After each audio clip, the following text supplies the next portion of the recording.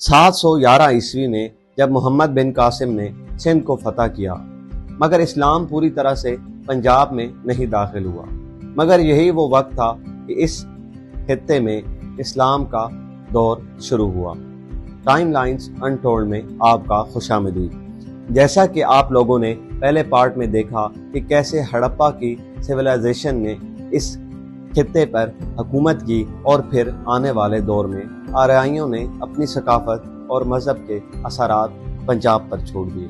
तो आइए आज इस कहानी का एक नया रुख देखते हैं कि इस्लाम कैसे इस खित्ते में दाखिल हुआ और फिर दाखिल होता ही चला गया। तो वीडियो आखिर तक देखिएगा, इंशाल्लाह आपको मज़ा आएगा। असल तब्दीली 11वीं सदी में आई जब महमूद गजनवी ने पंजाब पर हमला किया और पंजाब के कई शहरों पर कब्जा कर लिया।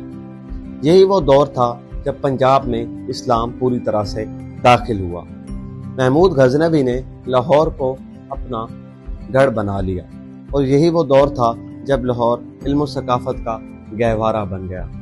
इसके बाद आने वाले दौर में गोरी हुक्मरान और फिर दिल्ली की सल्तनत के बादशाहों ने भी लाहौर को ही मरकज बनाया।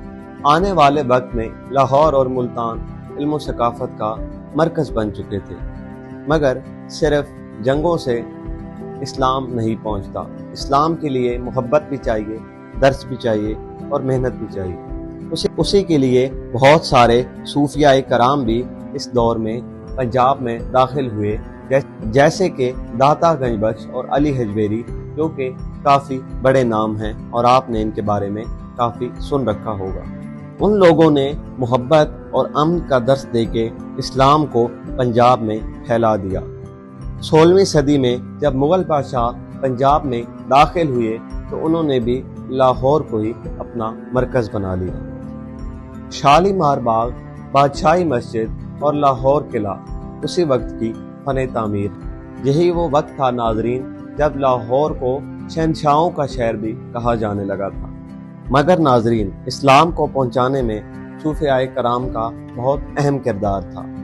उन्होंने घर घर जाकर दीनी तालीमात दी और अमन का दर्स दिया, इस्लाम का दर्स दिया। कई बड़े नाम शामिल हैं, जैसे कि दाता गंजबख्श रहमतुल्लाह अलैह और बाबा फरीद रहमतुल्लाह अलैह। उन्होंने कई किताबें भी लिखी जो आज भी तारीख का हिस्सा हैं और उनकी तालीमात आज भी पंजाब के तकरीबन हर गांव में मौजूद हैं। यूं पंजाब में इस्लाम फैल चुका था। ये इस्लाम ज़्यादातर मुगलों के दौर में फैला था। इस्लाम जगह जगह पंजाब में पहुंच चुका था, मगर अगर आप समझ रहे हैं कि पंजाब की कहानी यहाँ ख़त्म होती है तो आप बिल्कुल गलत हैं। पंजाब की कहानी यहाँ नहीं ख़त्म होती। आने वाले पार्ट में आप देखेंगे कि कैसे मुग़ल कमज़ोर हुए और फिर सिख सल्तनत का राज हुआ। तो तब तक के लिए हमें दीजिए इजाज़त। अल्लाह हाफ़िज़।